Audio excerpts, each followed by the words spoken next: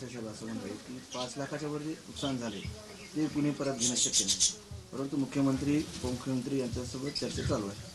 नाही ते आता घेतील शंभूराजे साहेब, परंतु आमचा म्हणण्याचा उद्देश सुद्धा त्यांनी समजून घेणं गरजेचं आहे. इथंही आम्ही त्यांना सांगितलं होतं, नाहक लोकसुद्धा त्यात गुंतलेत की जे शाळेत चालले ते धरून मध्ये टाकणे, उगाच संशय होता म्हणून त्यांच्यावरती गुन्हे दाखल करणे, करून जाणारे दुसरेच कोणीतरी इतरच होते, त्यांनीच त्यांचे हॉटेल जाळ, घर जाळ, कुठं काय जाळ, विनाकारण माझ्या गोरगरीब मराठ्यांचे लोक गुंतवलेत. ते CCTV सुद्धा चेक केले पाहिजेत त्यांनी, की त्यात नसणारे लोक सगळे बाहेर काढले पाहिजे. ते करतच नाही आहेत, उलट गुन्हे गोरगरीब मराठ्यावर वाढवायला लागलेत. हे आम्ही शंभूराजे साहेबांना सांगितलं होतं. त्यांनी त्यावेळेस सांगितलं होतं की आम्ही महाराष्ट्रातले म्हणजे आजपर्यंत ज्या दिवशी चर्चा झाली तिथपर्यंतचे सगळे गुन्हे मागं घेऊत, अंतरवाली सह राज्यातले सगळे. त्यामुळे ती प्रक्रिया करतील, त्यांच्यावर विश्वास ठेवला आहे आम्ही.